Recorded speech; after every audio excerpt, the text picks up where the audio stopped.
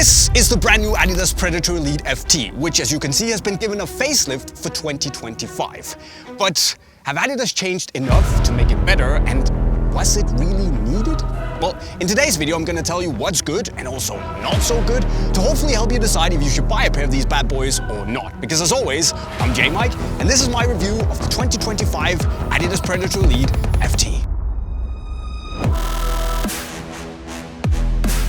So, a facelift, you say? Indeed. While the Predator has been given a fresh design with a nod to the wavy accelerator stripe and the pulse striking elements, what's really interesting is the small update that Adidas have made to the upper. Because the Hybridtouch upper has gotten thinner and softer, which is a little bit impressive given that the previous Predator was already plenty soft, but somehow this just feels even more malleable and even more flexible. Now, of course, then you also have the SL rubber fins, which have been made smaller, and now there are also only 25 compared to the 44 on the last generation. Plus, they've been rearranged into these 6 minimal rows that give me hardcore Predator pulse vibes. And because they cover a smaller area and there's simply less of the rubber fins, it also means that the upper has a little bit better of a chance to move and be flexible.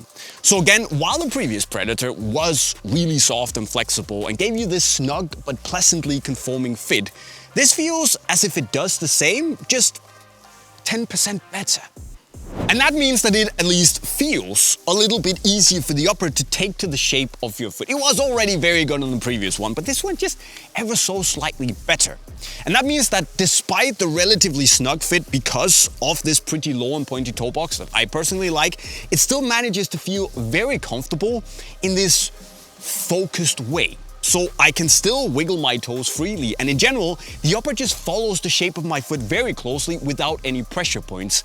But also it still gives off this gentle, reinforced, controlled feel.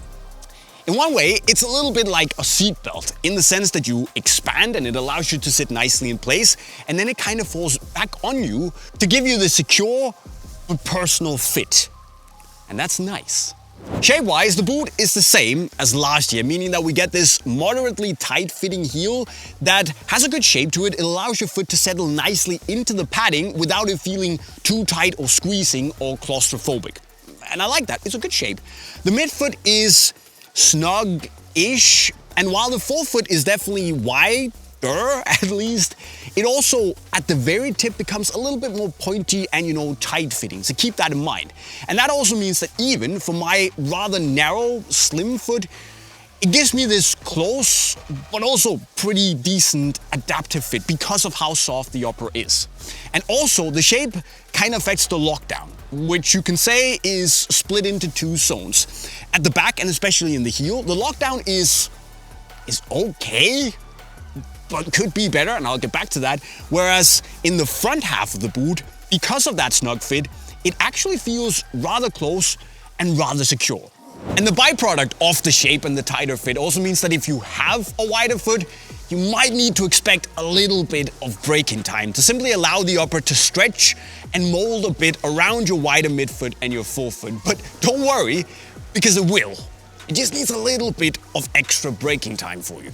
What's also good though is that you have the U-throat fold-over tongue here, which really allows you to adjust the width and the tightness of your lacing. So no matter if you have a wide or a more narrow foot, you can get it a little bit more, custom to the shape of your foot. And I really appreciate that. Now, for me, I'm very lucky because length and width-wise, the Predator fits my foot like a glove when I go true to size with my usual UK 6.5, US 7, Europe 40, Japan 250, and I would definitely recommend you to do the same. However, if you have this super, uber, mega wide foot and you just need a little bit extra room to feel comfortable, going up half a size isn't going to be the end of the world if you're okay with just a little bit more length. It's doable, a true size. So basically, it is quite similar to the previous Predator Elite FT, just slightly softer and more accommodating. However, when it comes to the touch, That's probably where you feel the biggest difference. Obviously, the change from the 9 Predator Mania-inspired islands to these 6 rows of Predator Pulse-inspired scale-like fins also mean that you do get a little less of that very aggressive, sticky, rubber-like grip on the ball when you wrap your foot around the ball, as you did in the last generation. Is that a good or a bad thing? Well, it's kind of hard for me to say because it depends really on your personal preference. But what I can say is that you still get a lot of grip. Compared to all other boots on the market, the new Predator here, it still feels very sticky. You feel the effect as you wrap your foot around the ball and you get that extra something from the SL rubber fins here. Is it as crazy? No, and it does feel more balanced and subtle and toned down, but I would still say it's sufficient to give you the Predator DNA, to give you the feeling of having that tool. Now, as for the rest of the upper, it does feel a little closer and sharper and more direct to the touch, which I personally like. And finally, of course, there is the tongue here, which has the fins that I don't think I've really ever used, and it also has a little extra padding, which I think I felt once taking the ball out of the air. So it's nice, but you know, it's just, it's there to cover the laces, that's it. But what's new on the outsole then? Well... Nothing. It's the same. Meaning that it's stable where you want it to be, it flexes where you need it to, and triangular studs are just always the solid, pretty no-nonsense, middle-of-the-road option. Is it a little bit unspectacular? Sure, but it works. So I'm not gonna complain about that. Keep in mind that if you want to use this on AG, the FG studs here I feel are a wee bit too long to really feel comfortable. Obviously there's the durability issue as well. So if you want to play on artificial grass, there is a dedicated AG outsole coming with the main drop. So I'd wait for that, personally.